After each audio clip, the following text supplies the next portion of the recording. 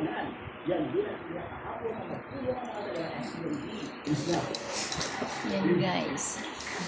Great Allianza. Naiirita na naman yan siya.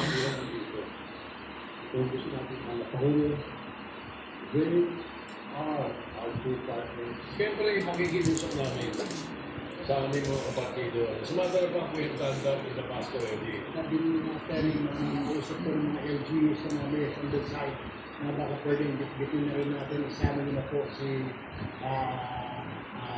sila Ben Hart and then si Senator Tolentino. Dito kasi they're lagi. So, namanda kasi dito sa Rio Paulo Duterte na endorse ng dating Pangulong Rodrigo Duterte. Sina Aliat Pilipina, dating Senador Jingo, nasang na Senador. Samantala sinabi ni Vice President Sara Duterte na tutulong ang kanyang kapatid na si Paulo sa kampanya para sa mga kalyadong kandidato sa pagkasenador. Yun ang nakalitot sa kampanya si dating Senador Jingo Pangilinan. In-endorse naman ng Rizal Government ng Mares si Senator Jailin Pamasio. Habang sa totoong pako ng kapaligin ng lubutang pagkakasang na sinama ng pangina si Senator Alilaco. Tumali naman siya ng sitio na kandidato ng kapatid. Kasi ang Vice Chancellor at Investor.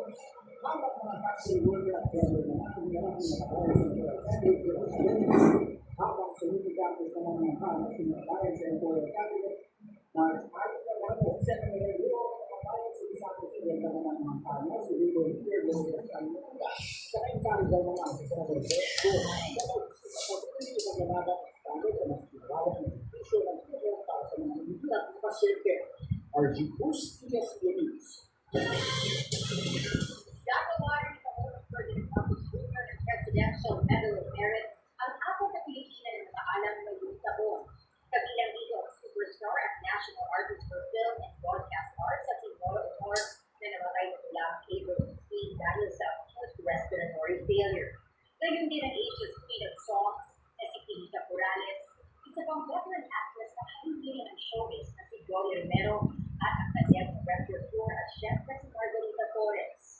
Ayon kay Palace Press Officer Undersecretary Pierre Castro, gagawin ang pinagseremonya sa Malacanang sa May 4. Ang Presidential Merit Award ay isa sa pinakamataas na parangal na ibinibigay ng Pangulo ng Pilipinas sa mga individual. Ito'y bilang pagkilala sa kanilang mga kontribusyon at naibigay na naman ang karangalan sa bansa. Sinasatay. Ayos mo ulo ng gilid ka. Sa gilid.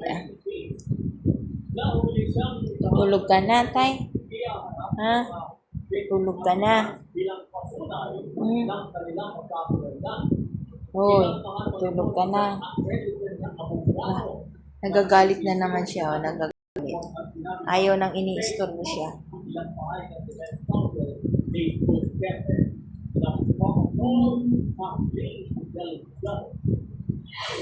Siya.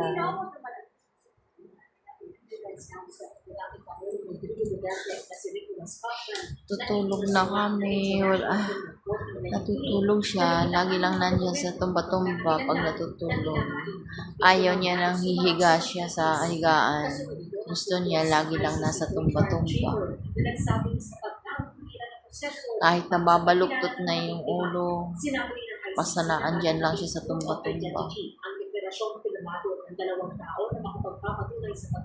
Mas masarap ang tulog niya pag naandyan lang siya.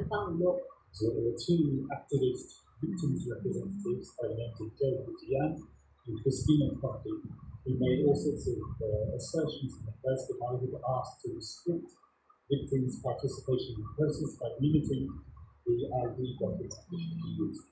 How did that happen? Higa.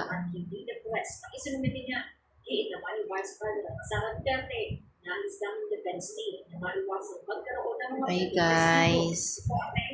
Tutulog na kami.